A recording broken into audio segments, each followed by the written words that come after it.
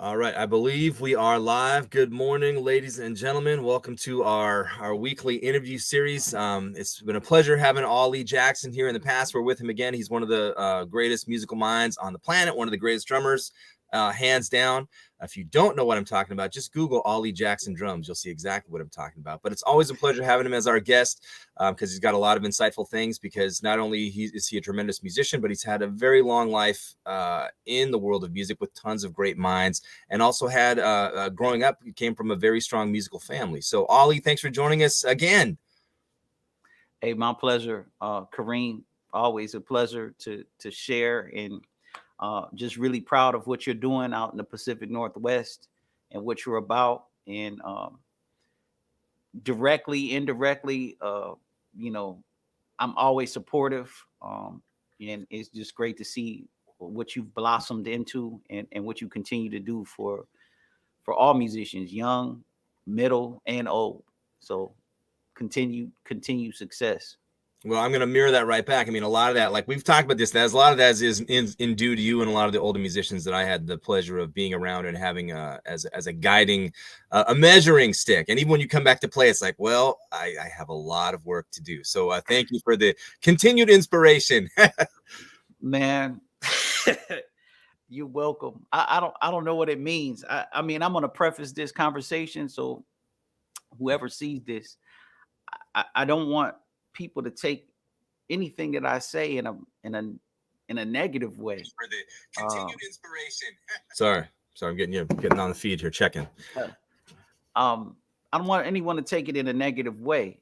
It's just food for thought, and we're in a time where facts or reality and narrative and what people's feelings are or how they feel about stuff are two completely different things. And in the context of music, it's like, hey, do you know a blues? And I'll share a little story. Fantastic bassist and human, Reuben Rogers. We had the pleasure of working together for many years, definitely earlier in our careers. People like Marcus Roberts and Wynton Marsalis. But anyway, we were playing a gig we're playing a trio gig. I think it was with Aaron Goldberg. And there was a young musician that came up after the gig and was like, I'm packing up the drums. This young musician was like, yeah, man, I can do that, or I can play a blues. And he was talking all this. And then we're talking, this is 20 years ago, 20 years plus ago. Yeah. This has been a minute. He was like, yeah, I can do this. So he was talking like all of this stuff, like he could deal and play. He was like, yeah, was that a blues y'all were playing or whatever? So Reuben and I looked at him and was like, man, maybe this guy can play. The way he was talking was like, so Reuben unpacked his bass. I set up some more drums to play with this cat to see. Man, do you know this guy was absolutely abominable? I mean, like, not close. It's like, bro, like, do you understand? Like, you're not playing a melody to the blues, no melody. You don't understand the changes of the framework of the blues or whatever. You're not listening, everything you could think of, like, for a musician, all of the elements of, and he was like completely cool with that. And no one like pulled his coat. It's like, because you think you can do something doesn't mean you can do it. Yeah. And that was 20 years ago. So just magnify that over and over again. So, that's where we are in society. So it's just what it is. But no, part of it is no one can get their feelings hurt. Yeah. Growth is always about your feelings being hurt and you being empathetic to a perspective of someone else other than yourself. Yeah. Someone else's perspective. And if you don't have empathy and you don't have a way of looking at it, you could just run wild with whatever you feel and whatever you think. And then that's just what it's going to be. Yeah.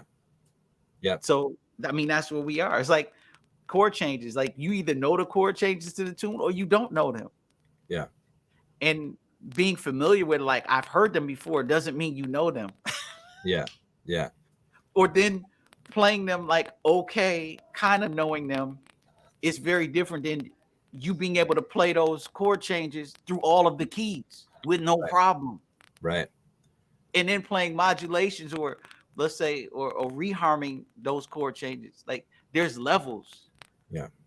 And because you think, you know, what you're doing is good, I mean, for you, but when you put it in a grand context, I mean, and everything is context. And so if you don't have to deal with anyone else's context other than your own, then I guess all bets are off. Yeah. Yeah. I'm glad you mentioned that. When we were at, when I was in college, taking classes, one of the classes, this is at Cornish College of the Arts, and we talked about this, like Hadley Kalman was there, Julian Priester, a lot of guys that had been with, you know, Max or Freddie Hubbard or Herbie or all these guys. And one of the classes that everyone had to take at the time was called rep class. And what they would do is they would come in and this was before like iReal Pro. I mean, there were fake books, right? But I mean, it's before all, you know, YouTube wasn't really around yet. Like so what they would intentionally do is they would try to find obscure standards or things that were difficult to find so that you couldn't look it up. And what they would do is you were allowed to, they would play the melody, or the instructor would play the melody and you could record it. And you had to be able to play the melody in all 12 keys, and you had to be able to improvise it in all 12 keys. And they've since gotten rid of that class. I'm like, why? That is such an important skill, not only just to be able to learn that, but also just an exercise for your brain and for technique and all that stuff. You know, so I mean, I'm glad you bring that up because a lot of people don't do that. Now they just punch the button on the phone and that's where it's at, you know. Man, I gotta laugh. People go like, man, why are you laughing? I was like, I'm laughing to keep from crying. Yeah. I really want to just cry. You know, everything is cool within the context of whatever it is you do. There's no global. Like what makes someone great is they basically have an understanding of many, many things. They have an understanding and they have some kind of experience doing many things and their ability. And we're talking about music. I mean, if we, you know, music is just microcosm of humanity and life. And if there's no value or craftsmanship or craft womanship, what I mean, what are we talking about? And it requires time. Yeah. And no one wants to put in the time. You're not just going to learn how to play, you know, moment's notice through the keys by not putting in time. It's not just going to come to you through osmosis. It's just not. Yeah. So there's a question. I mean, basically what I wanted to do is, you know, you've been around so many great minds and been able to learn from a lot of these guys that have lived long lives themselves in this music and developed and innovated. And probably, I mean, I've learned a lot of lessons from you just via the stories that you've told, either from you and your own experiences or things that you've learned from other musicians. And so I kind of wanted to ask you today just about some of the groups that you've been associated with and things that you've learned. And I'm that was kind of what I wanted to go and talk about today. There's a question though that came in from Serge, who you met when you were here last time, and this is along the same lines of what I wanted to ask. And it says, "What's the most valuable lesson you learned from Wynton Marsalis?" I mean, that's a broad, that's a broad one, I'm sure. But if you'd like to address that at this time. I mean, funny enough, what I learned most was sometimes not of anything that he's actually shared with me from a musical context. I mean, and there's many things, but what I learned probably most is observing him over years. So, I mean, our working relationship spanned over 20 years. And his work ethic and his commitment to being excellent. It didn't come from a school. It wasn't like he went to a university. It was the standard of all of the other great musicians who lived that lifestyle. It's a lifestyle.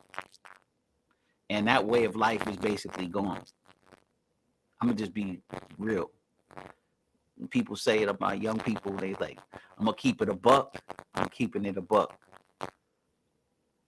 That working on music every day, honing in on the very specific things and the nuances of what makes us, like, how can I play a note exactly a certain way to get a certain sound out of one note, or working on a phrase to get that phrase exactly perfect where it speaks a certain way. How do I work on an arrangement or a song and I have, you know, everything is balanced, you know, the rhythm sections roll, the horn sections roll, or, you know, how do I write a really good melody? How do I extract things, like all of the minutia of what makes something excellent? It's like a meal that you have that's like amazing, like you can taste every flavor in it, or it's you know, a lot of care and thought went into it. Like, so that way of life and being very specific, I mean, it's just, people do what they do, and it's not to say that they don't have talent and ability, but like honing that talent and ability and being, you know, striving for the best. Yeah. And what does that even look like? Like, that's what I was going to ask you, because I mean, at this point, I mean, we're talking about something that people have dedicated their lives to and sacrificed a lot. But again, it's also art, which is subjective. And I mean, if you talk about, well, some people say, well, Paul Desmond is the zenith, or Charlie Parker, those are vastly different, or Chet Baker versus Freddie Hubbard, vastly different. And they're all good in their own way. But who's to say? I mean, how do you define? And this is, I know this is all opinion here, but I mean, in your opinion, in your very educated opinion, how do you define what the best is? I mean, that good taste is subjective. You could give someone a 5-course meal that's prepared by a Michelin star chef, and they'll say this is great. And someone else who doesn't have the palate developed, they'll say, well, I like McDonald's better. How, you know what I mean? You just answered the question. It's what you're exposed to and taste. And I would put it towards, you know, when earlier in your life, in our journeys, like our age, like, you don't know what you don't know. Yeah. I mean, and that's the thing that we deal with now. And if you're allowed to just say whatever I think is the best without any experience or any investigation or any investment, then I guess it is. Yeah. So it doesn't matter. So if you're allowed to say that, and those that are experts and who've invested the amount of time, if their value is on an equal playing field as everyone else, then it doesn't matter anymore. That's where we are. Yeah. I should say, I mean, you actually did address this in one of your videos. I can't remember. You've got, just for people that haven't seen, maybe they haven't seen the last videos that we've done, or they're not aware of your channels. There's the See You at the Crib, See You at the Gig, On the Record. Am I leaving anything out here? About It. Oh, that's right. Yeah. About It's a series about, well, some of the living musicians have since passed since I did the first season of About It. Yeah. But it's ultimately about living musicians that have dedicated their life or in a lifestyle of being excellent artists. So that's what inspired that series. And ironically, that's the least viewed series. Yeah. The people that are actually living, who've dedicated their lives to being excellent, no one really cares. So, I mean, what can I say? It's like we don't honor our elders. And what's sad, because I want to bring that point up. We don't honor our elders, and what does that say about our middle-aged people and our young people, especially our young people? Because one day, if you're lucky, you're going to be old. Yeah. And so if you can't honor the people that are older or more experienced, what does that say about you? It's not a reflection on the old people. It's a reflection on the people, on the young people. Right. Because when you get old, then they're going to treat you like 10 times worse than what you're treating the elders now. Yeah. They're going to just grind you up in a machine and turn you into feed like a Matrix. They're going to Soylent Green. That's right. That's been addressed. Oh, man. I mean, that's just what it is. So that mentality or that like-mindedness, I mean, we're in a whole new place. We're talking about music. I mean, let's just talk about humanity.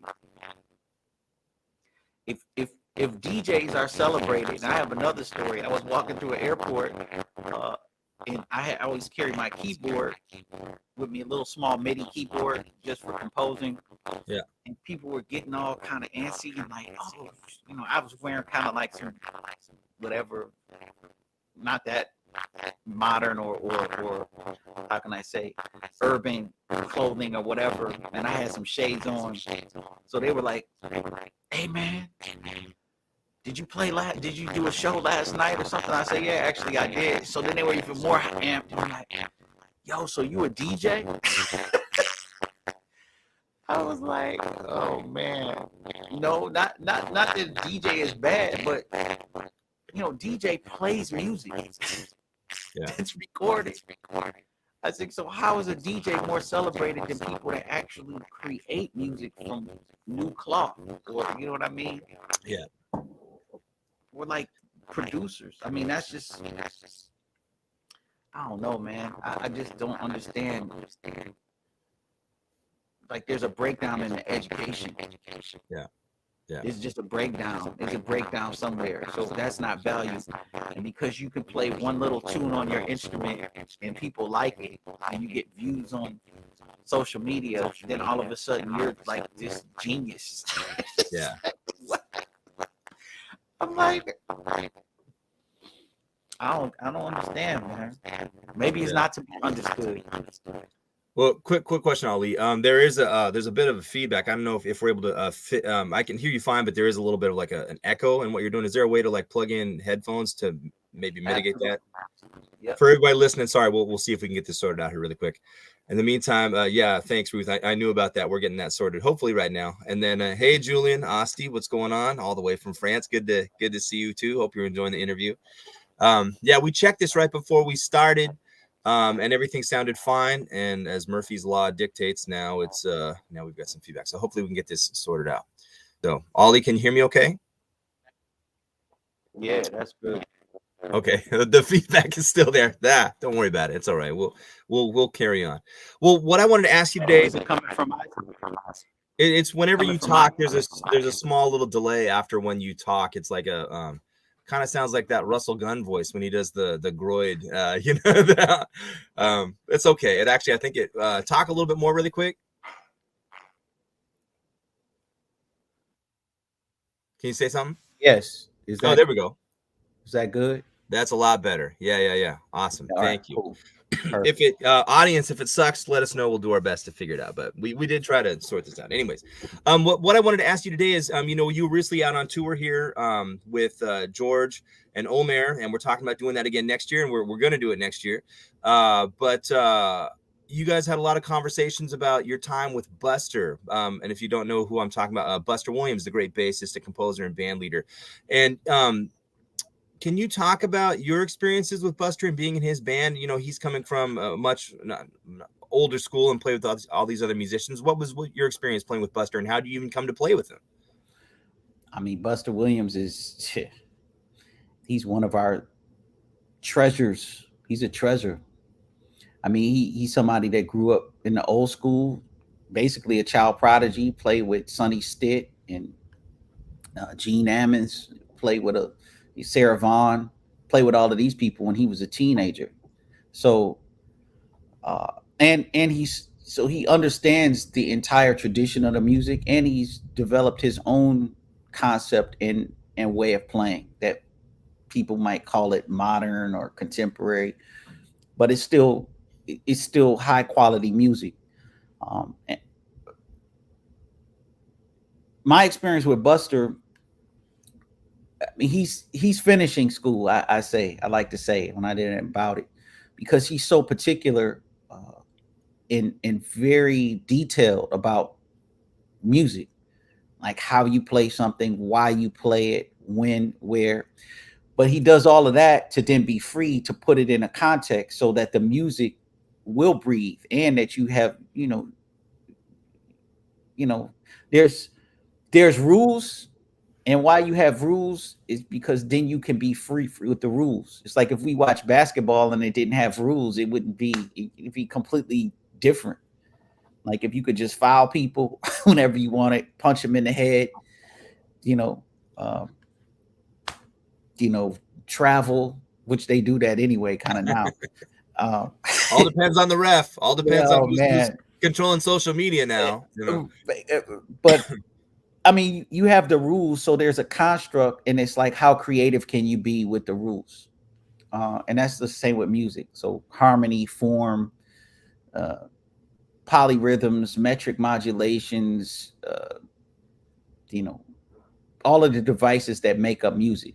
You know, like if you're a pianist playing clusters in the middle register of the piano, or playing single lines spread out over the piano, you know, on the upper register, in the low register.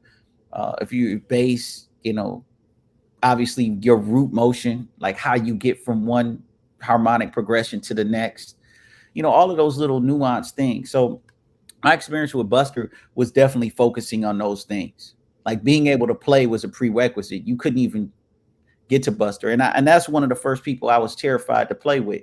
You know, I grew up playing music and playing professionally, but Buster was like, man, because I knew how particular and detailed and his music is involved, and it has, you know, it's got like harmony, it's got textures, and it goes to certain places. So you have to be attentive to a lot of little details. And it wasn't like back in the day, it was like you just read a chart and get it. It's like, nah, you have to listen and actually really learn and internalize what the music is and the direction of the music.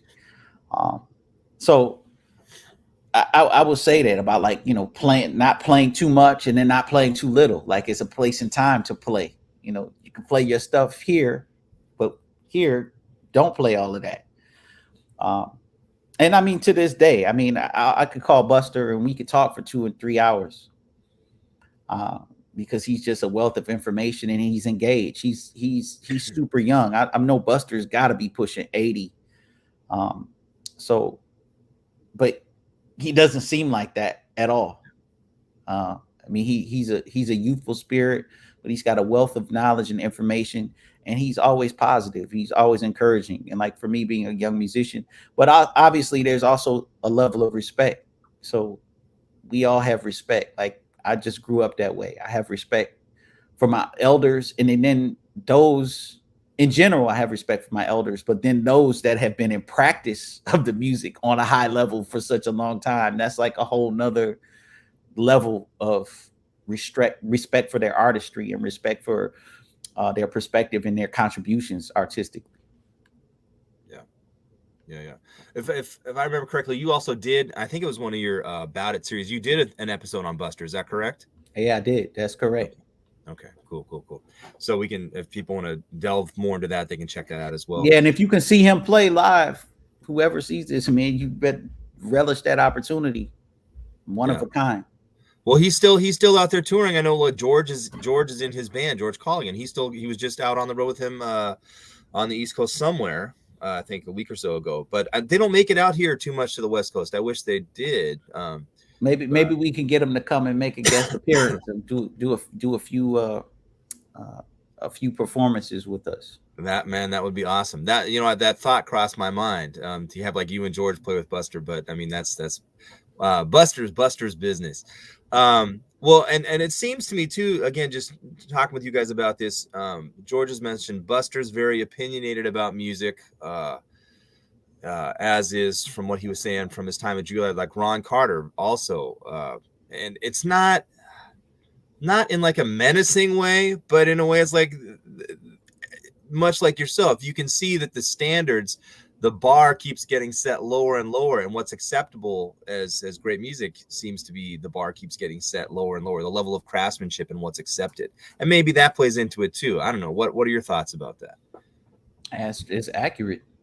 I mean, the amount of music that those people have played, and the amount of music and the level of excellence they've played with, their execution and all of that, I mean, it's on a very high level, and it's proven.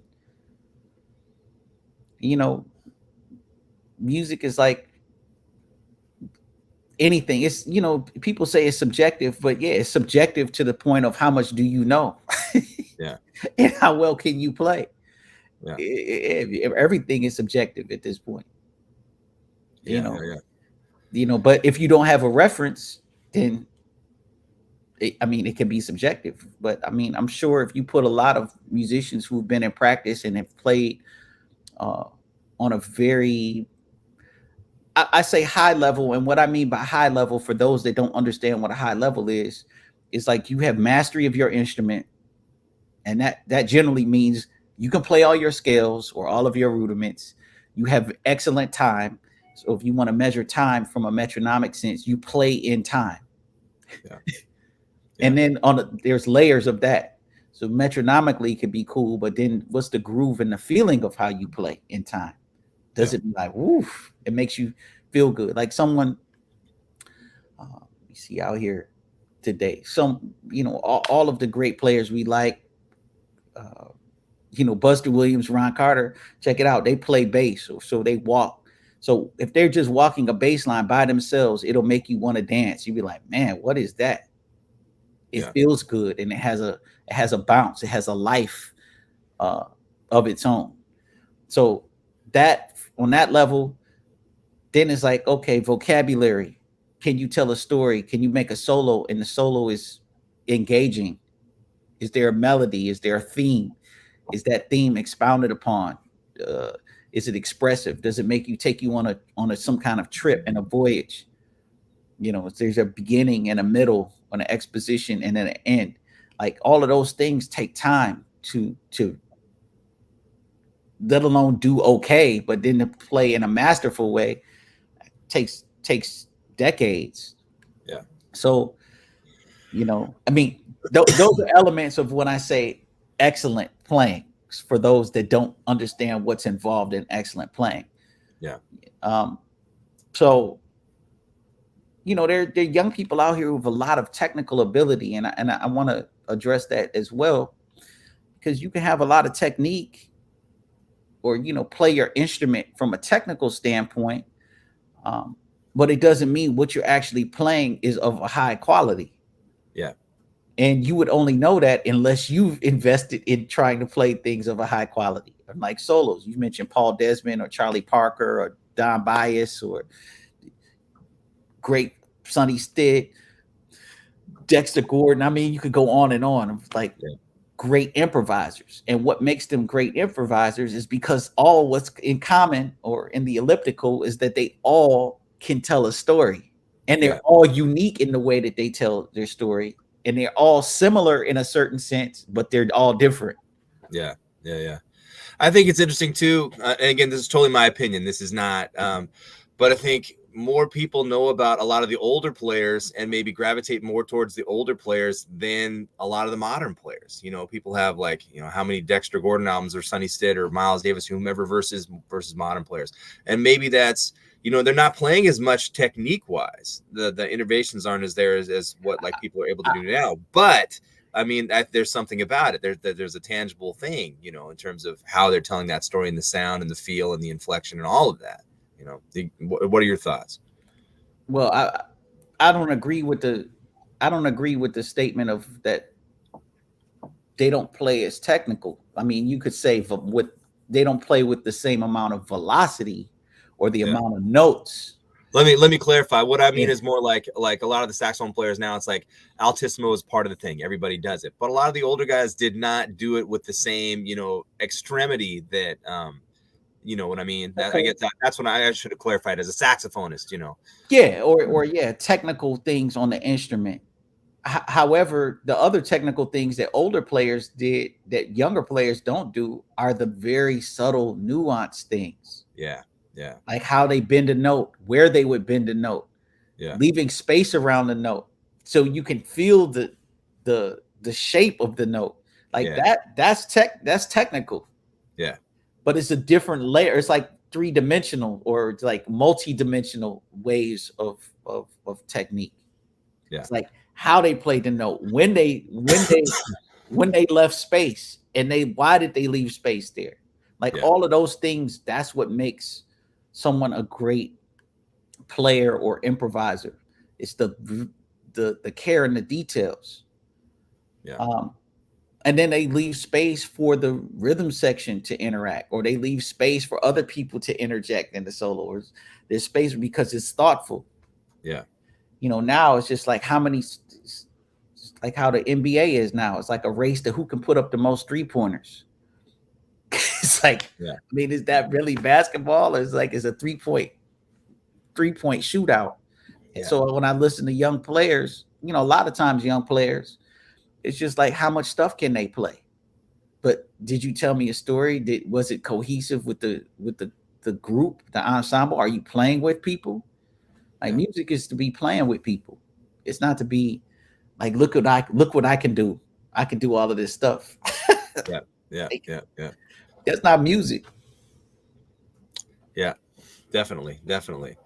All right, well, going back to Buster really quick, because I want to kind of deal with that, because I want to do a thing with George and do the same thing, and hopefully maybe have you guys on at the same time if time permits. You guys are both super busy. But when you were with Buster, I have an album you did with him. Was that the only album that you did? It was a quartet with you and I can't remember the saxophonist. Was it Steve Wilson? Steve Wilson, yeah. And you were doing like Charlie Parker tunes and what's the name of that album? Connected at the Hip or something like that. Yes, that's exactly right. Yeah. Was that the only album that you guys did together? I think I did another record with Buster. I'm trying to remember what it was and if like where it came out. I mean, Buster was like one of my, just as a band leader and just as a mentor, I mean, he's one of my favorites because he's got such style and sophistication and he's smooth and he's just cool. Yeah. He's a polymath. He's got a lot of skills. He's a poet. He can sing. He writes amazing. He's a cool band leader. He's a great father, husband. I mean, he's just a cool all-around cat. So, I'm like a lot of my generation, like you're in awe of him, but he would also be real with you. He'd embarrass you too. Yeah. Because he would keep it real. So, that there's something to be said about that, somebody that's going to tell you the truth. Yeah. Like if you're dragging or if you're like, man, you say anything to anyone nowadays, man, they might, they'll shrivel up and die. Maybe. I mean, I hope not, but yeah, like being an artist is, to play well, it's you got to have thick skin. Yeah. Like to get your stuff together. And if you don't, like that's people that no one tells them or they lie to them to make them feel good. But, it's funny in athletics, it's different because it's just what it is. But in music, it's the same thing. It's just like people just don't know what they're listening to. It's like if you play out of tune all the time and no one tells you, it's like, man, you don't hear that you're out of tune. You're out of tune based on our tempered scale. Like maybe if we're playing some, Asian music or Indian music, then okay, quarter tones are cool and hip, and if you can execute them. Yeah. But if you're out of tune or you're not playing in time, say, hey man, you're always late. You're behind all the time. This is the time. You say something, man, what the hell with you? That's the way I feel it. Yeah. Well, yeah. I don't know, man. It's like you almost can't say anything. You say anything, and then everyone's outraged. Yeah. Well, here's a question for you, Ollie. For a lot of people that don't have, like, maybe they're not in a great school. I mean, now we're very fortunate to have, for better or worse, the internet. There's a lot of good things and a lot of good information, as much as there is bad stuff. But for people that are more like trying to get better and they don't really know, like maybe they're not coming from a musical family, they're not around strong mentors that really know how to play. What would be in your mind some good recommendations for people to, I mean, obviously, listening and playing along with albums, but for you, I mean, what are some things that you would tell people, these are some things that need to get addressed if you want to get stronger? I mean, to be good, I mean, you got to play regularly and you got to play with people that are better than you. It's real simple. It's not complicated. It's just more difficult to play with those people. Yeah. And people holding a high standard of musicianship, like where are you going to find it? And if you do have it, you better hold on to it with dear life. If you want to learn how to really be good. Yeah. I mean, in the standard of being good, like I said, there's levels. And if you don't understand what the levels are, I mean, you're lost. And it doesn't mean this too. So what I do see, this is dangerous because there are a lot of opportunity like YouTube. You can see a lot of great performances or hear a lot of music of masters and the greats and emulating them to a certain degree. I mean, that's cool in the beginning, but to develop your own sound and voice, you must be in a practice of playing with other people to explore and to find your own voice. So transcribing and learning vocabulary, I mean, it's always crucial in the beginning, but at the next level, once you get to that, then it's like, okay, how do I express this with other people? And a poor or a not so favorable byproduct of doing that is it becomes insular. So as you hear a lot of players, they just play on top of a rhythm section like it's an I real B accompaniment or whatever. See, we used to call it Abersaw. It's like you just playing your stuff over something else. It's not interactive. Right. You're not listening. You're not interacting. And that's not the music. Right. And that's very important for people to understand the difference between the two. I mean, there's great players in New York that, you know, in the 90s, cats would be playing like that. They'd be playing all their hard bop stuff and they just play on top of the rhythm section, but they weren't really playing with the rhythm section. Yeah. It's two different things.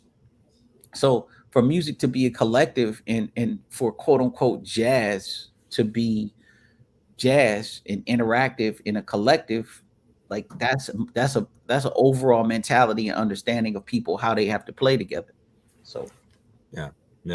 Switching subjects really quickly. I'm reminding myself of questions I wanted to ask you. You did a lot of writing. You still do a lot of writing and arranging. What was the group you just told me this? You did a big project for was it the Spinners? Yes, the Spinners. Yeah. So I mean, you're always writing and arranging and doing different things. And I've heard when I was talking with Karsten, he was Karsten Wyman, the great drummer in France, the student of yours that you were telling me about, got me in touch with. He was saying he would come home and you would write music like all night long. You'd just be up writing music all night long. Anyways, my question is, when you write music, do you do things by hand? Do you do it all on the computer, like notation software? And if so, do you do Sibelius, Finale, MuseScore? What do you use and why? That's a really good question. So I mean, like many people in my generation, you know, when we started getting into music, there wasn't computers and personal computing wasn't It wasn't a thing at all. Right. So you had to learn on like score paper or, you know, manuscript, and you would write out your scores. I mean, I still have some today, like chicken scratch. Yeah. Actually, my penmanship was a little better, let's say, like in my team, because that's how you had to do it. You wanted people to play this stuff, so you had to write it out clearly. I also grew up in the time of the beginning and the advent of technology with sequencers and drum machines and you know, technology, music technology. So I compose in multi formats. It just depends on what it is I'm composing. But I'm currently, if I'm writing for instruments and for people, I write at the piano and I use Finale for the most part. I mean, I'm not opposed to Sibelius. I have used Sibelius, but I've been using Finale so long, and once you learn how to use it, it's just like you do it. But it can be a little more cumbersome than Sibelius. It's a little more user friendly. Yeah. But well, you did a lot of writing or arranging, if I'm not mistaken, for Lincoln Center Jazz Orchestra too, correct? Yes, that's correct. And so is it easier for big band stuff to do, in your opinion, more Finale or Sibelius, or it just depends on what you've learned, basically? It just depends on what you learn and what you're most comfortable with. I mean, the same principles are the same. I mean, I don't think it's too much difference of the transfer, like using one software to the other. Probably Sibelius is a little more, like I said, user friendly. Yeah.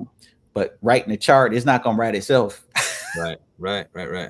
I mean, you still gonna have to sit down, you know, at a piano, probably, or if you just unbelievable ear, some cats can just write a chart by ear. Like I think a couple cats in that orchestra, like Chris Crenshaw is one. He's got amazing ears.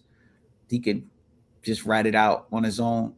A lot of the cats actually could. Vincent Gardner, Ted Nash, Sherman Irby. I actually took an arranging class with Frank Foster He's one of my teachers. Yeah.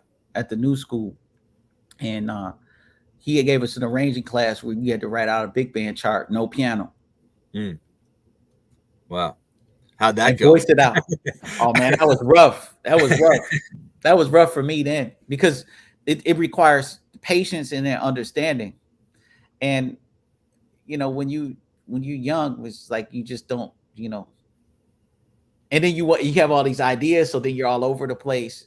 But as you get more experience, I think simplicity is always the thing that works. It's just hard to do it sometimes. Once you learn a lot of skills, you get all these skills. It's like I did a Jazz Lincoln Center, I think it was 2018. They did a show of Monk's music, like a refresh, and then they brought in a lot of younger arrangers,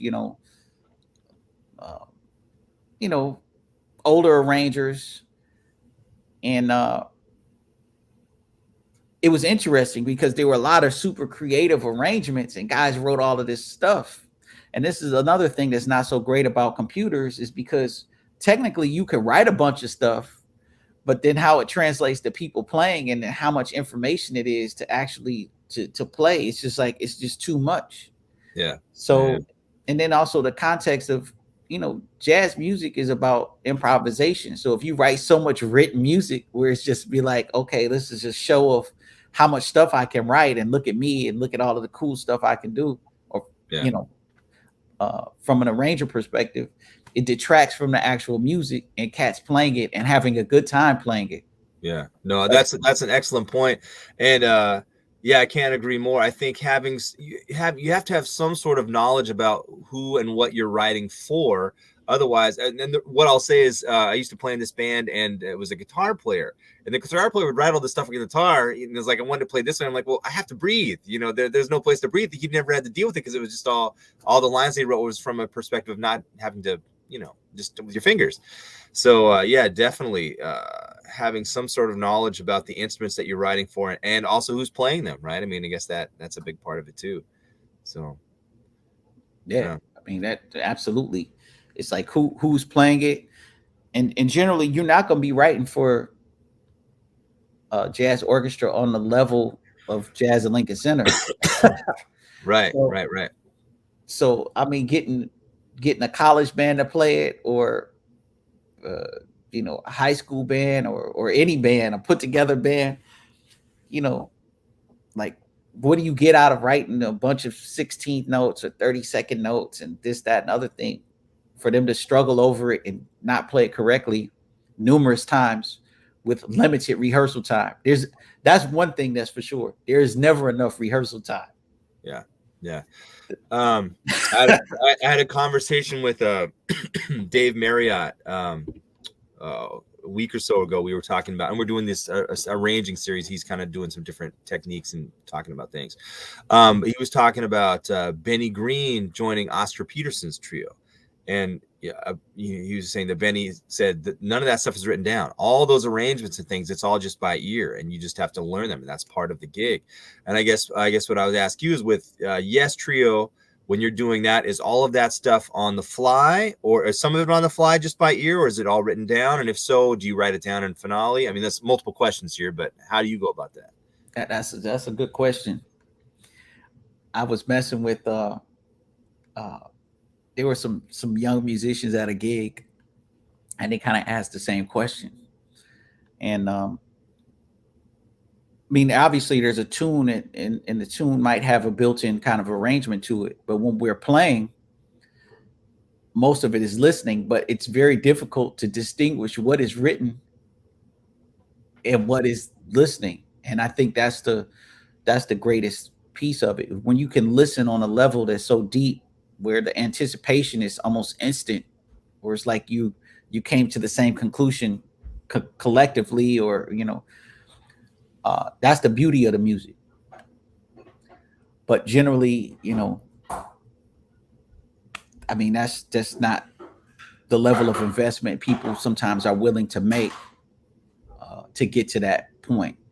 So to answer your question, some of the tunes are arranged. Yes, there's arrangements, but then when we're playing inside of the tune, it's more just all listening.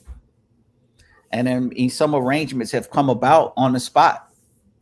Like, hey, you do this, you do that. And then that's how we'll approach the tune or the treatment of a tune.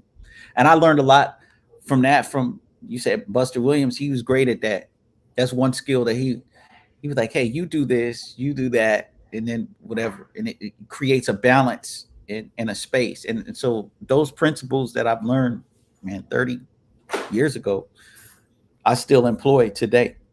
Yeah. Because things aren't complicated, really. They're not. Yeah. I think this was when I first met you a long time ago and grabbing lessons. And a lot of the lessons were just talking like this. I think you mentioned, it's been a minute, but I think you said it was Dee Dee Bridgewater's band where you were coming up with arrangements with the rhythm section like all the time. Like she wanted you to do that. You'd play like the bridge would be in 6/4 and the A section would be in 4/4, and you are constantly changing things night to night. Am I remembering this right? Or yeah, that's true. Can you talk about that experience being in her band? Yeah, I mean, she gave us a lot of freedom. She definitely did, and I mean, to this day, she was very encouraging to do that. To come up with ideas. If she was like she was like, "Oh yeah, okay, that's cool." Or I said, "Can I integrate the tambourine into this?" And then it got to a point where we would just try stuff, and she would be open. And I mean, that's a credit to people's musicianship and their comfortability with themselves or their ability. Like, certain bands, I've played in some bands where everyone's so insecure, you try something, they freak out. Yeah. Because they're insecure. They have to have things a certain way. And sometimes really great players. It's just interesting of how different their minds work. But in that particular band, and I was super young and kind of, very musically open, I definitely would be a catalyst for trying stuff. Yeah. And sometimes stuff wouldn't work so well. And then, sometimes you got to own it, like when it doesn't work. But then sometimes stuff did work and it was always fresh. So that's the thing. Yeah. Music would always be fresh. Yeah. So, and then it's like good musical choices too, Right. Who else was in the rhythm section with you at the time when you were getting that stuff together? Fantastic musician Thierry Eliès, French pianist, organist, vocalist. Man, he's super bad dude. And entertainer, like, big personality. And then on the bass, who had like kind of the opposite personality, was Thomas Bramarie. He's from Toulon, France. He's like a big brother to me. Super cool dude, very laid back, but a lot of passion, definitely for the music, and open as well. Like we are all very, very open. It was a great, moment there, or extended moment, a few years that we worked together. Yeah.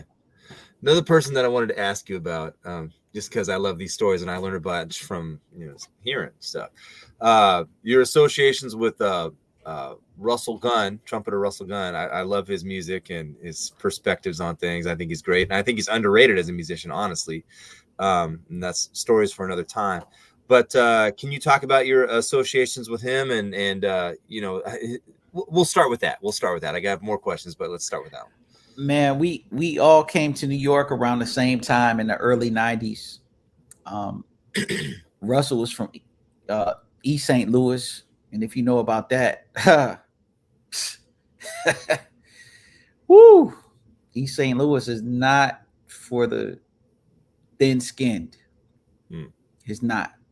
And for a guy to actually learn how to play on his level, coming from there was, I mean, that's just an amazing achievement in itself.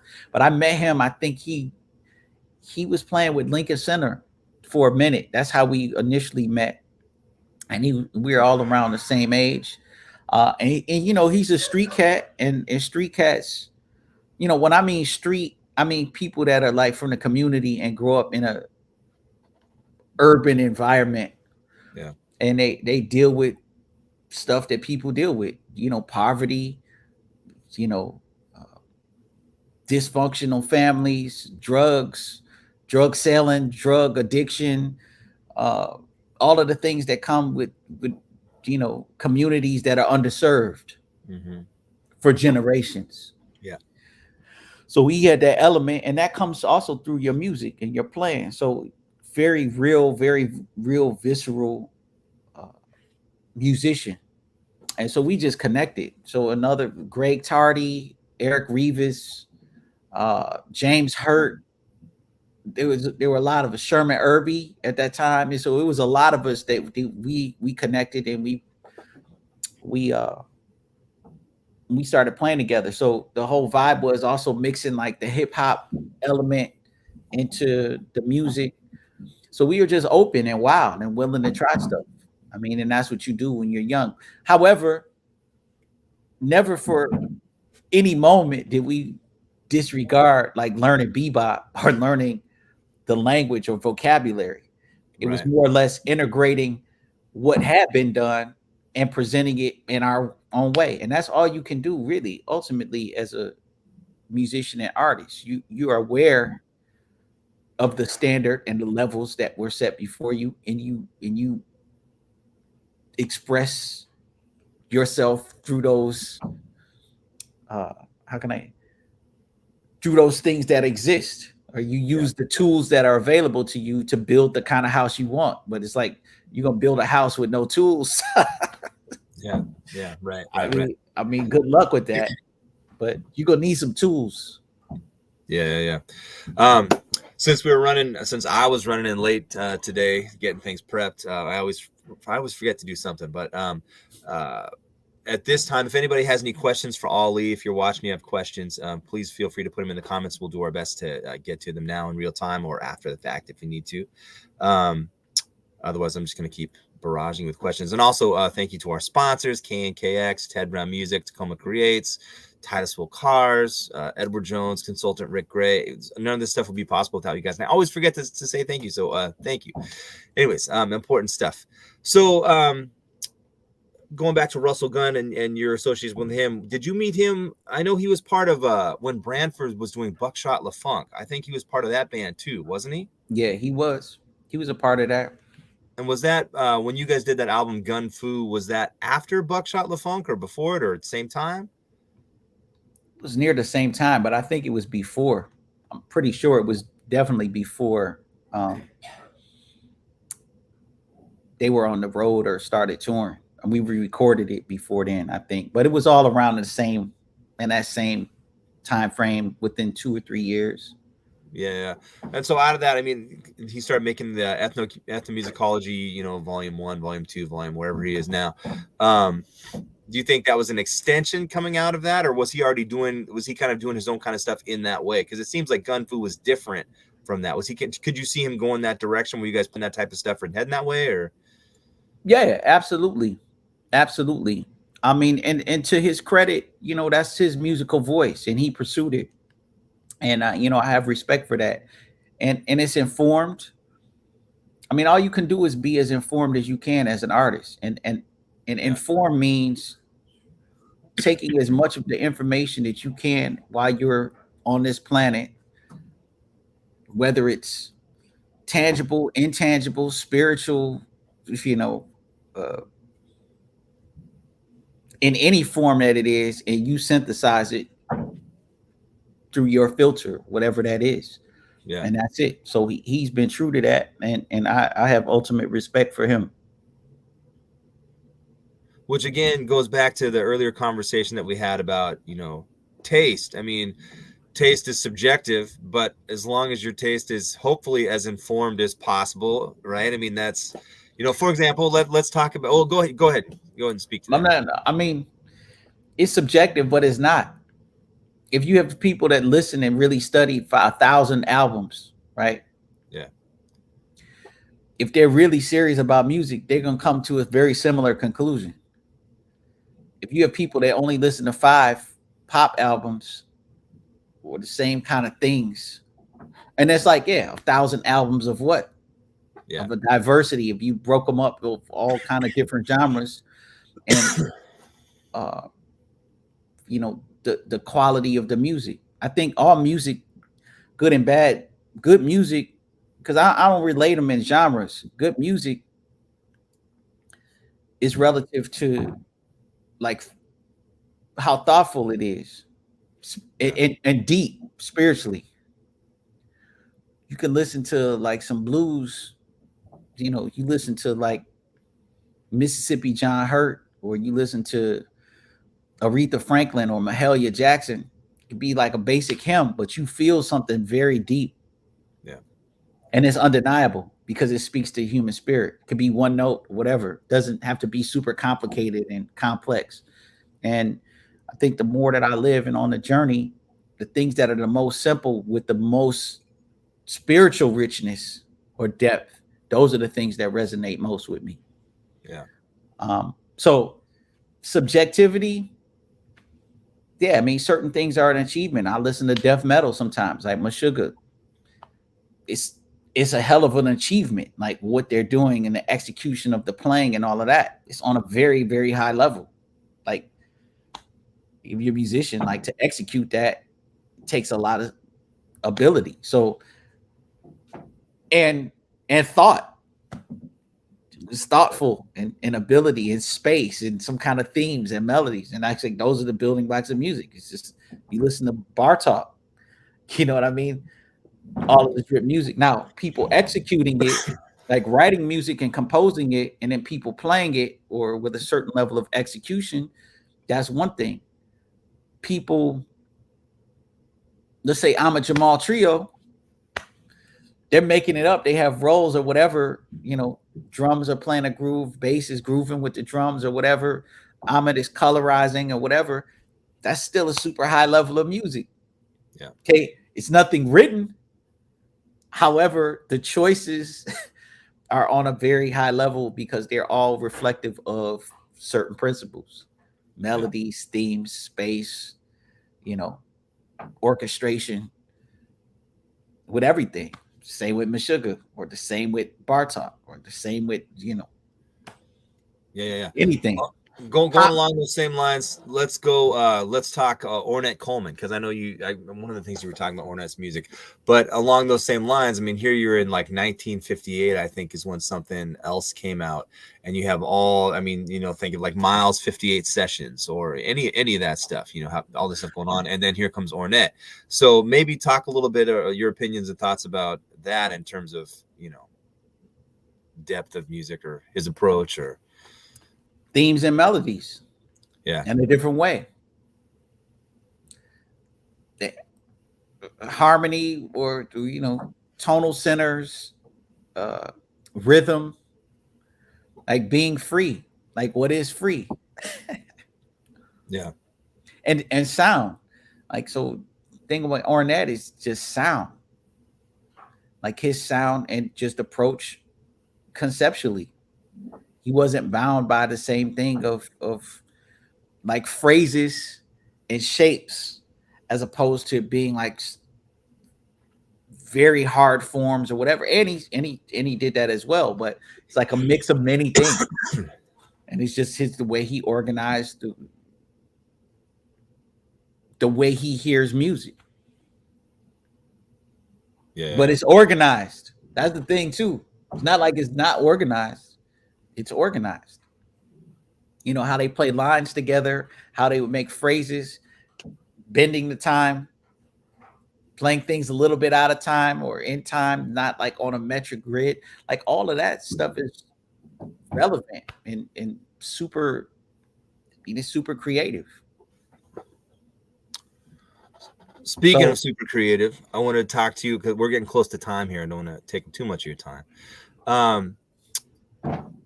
Did I hear you say there's another album you're working on right now? Another Yes Trio album, or there's one that just came out, but is there another one in the works? Yeah, we recorded one in April. So it'll be, I don't know when it's gonna come out, but it's almost enough for 2 albums. But we recorded it right outside of Paris, France. What was, you were recording something before the house concert gig here? You were working on recording some stuff. Is that part of the same thing, or was that something different? No, that was a ballet music called this. Ballet is The Other Side, or you know, The Other Side Ballet. So, in terms of musical projects or tours or concerts or social media stuff, what do you got coming up that people can check out? What's in the works? Well, the See You at the Gig series, there's one that's coming out called Clout Chasers. And it's going to come out whenever the editing gets finished. I generally don't like to put out a lot of videos, but maybe I should start doing it more often, like, interview. Because I don't, I'm not so big on just the ranting. I could definitely do it. Oh, yes. But it's all good stuff. It's stuff that needs to be heard, I mean, I definitely could get on the rant tip, but I feel like it's like we were just talking about for this last hour. Yeah. It's more important to actually really think about what you want to say, frame it in a way, and be very concise and succinct to deliver a message that's thoughtful. Yeah. So that's generally what I try to do. It takes a lot of time. People, like most of all of the See You at the Gig series are all scripted. So I have to think about and, write the scripts. And then I always like things to be humorous or make light of things. Because that's one thing I learned from Carlos Enriquez, fantastic musician. He's always, he can make fun of himself. And sometimes we all get too serious about ourselves, like the whole way the world now. Like no one, if somebody feels a certain way, it's like, no, you got to be able to make fun of yourself first. So if you can't make fun of yourself and make light of yourself, then like where are we? So that was extremely valuable lesson. And it's like with all these things going on, we got to look at them and be like, man, we got to laugh and be like, man, is this really where we are? And to adjust it, you got to be like, man, this doesn't really make a lot of sense. So how can I adjust it? I mean, and I would say lastly, like how we began with respecting our elders. If we're in a society where we can't respect our elders or like have a relationship to be empathetic to them, we're going to be lost. Yeah. Because if you're lucky enough to get old, if you're only about yourself, who cares? Yeah. It's like, as you know, being a father, you invest a lot of time in your kids because you want them to have a better life. And then the kids grow up and then they basically like, whatever, like you're supposed to do it. And like, the hell with you. And they just move on to whatever they like. That's not really, it's a breakdown with the human spirit. Yeah. Like I always give or pay respects to my father. And my father passed away when I was 12 years old. But my whole career and my life in music and life in general and my outlook on life, I owe it all to him. Obviously my mom as well, but my father was the driving force behind my understanding of music and my study of music and seriousness and whatever it is that you do. And so that standard, and I can speak for my brother as well, for both of us, because we talk about it. If it weren't for him, man, who knows what the hell I'd be doing? Yeah. I mean, so just striving for excellence, whatever that means. Like when you think you did a good job, then double down and go back over it and then do it again. Yeah. Or then do it again. Then you might have a good job. Then like that's excellence. And I think just in our society, not that people aren't doing that, but I think there's so many distractions. It's hard to do that. Yeah. It's far more difficult to do that now. So if you want to be a good player, if you want to be a good person, you got to have some empathy and some perspective and be out of yourself. Yeah. Excellent points. Well, Ollie, as usual, it's a pleasure having you as a guest. Look forward to having you back out here on the West Coast sooner than later. It was a pleasure having you here a couple months. It doesn't seem like it's been that long, but anyways, thank you so much for your time. Thank you for all of our watchers, viewers for joining us and putting up with the technical difficulties at the beginning.